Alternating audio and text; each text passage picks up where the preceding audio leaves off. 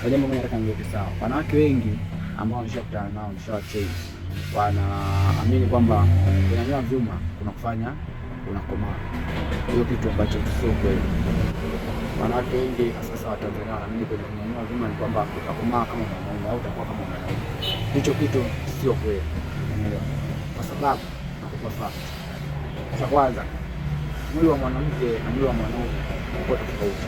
Mwili wa mwanaume kwanza una muscles nyingi, na pia hata katika upande wa hormone, mwanaume ana hormone ambayo inaitwa testosterone, ambayo kwa mwanaume ipo nyingi kuliko kwa mwanamke. Kwa mwanamke na hapo ipo. Kwa hiyo ile testosterone kwa mwanaume ipo nyingi, kwa hiyo na uwezo wa kubuild muscles kwa sababu ya wingi wake. Na kitu kisha kwa kingi maana yake kinafaa. Kwa maana wanaume wengi wana misuli. Ndio wanafanya mazoezi, ile misuli inakuwa haraka kuliko mwanamke, kwa sababu kwa mwanamke kiwango cha testosterone kipo kidogo na kipo chini sana. Unaelewa? Kwa hiyo zana kwamba mwanamke akinyanyua vyuma kama mwanaume atakomaa au atakuwa na misuli, kitu ambacho ni uongo, na mtu yote akwambia hivyo, huyo ni ushamba.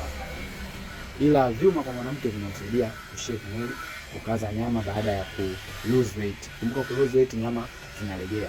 Kwa hiyo lazima lift weight ili kukaza nyama.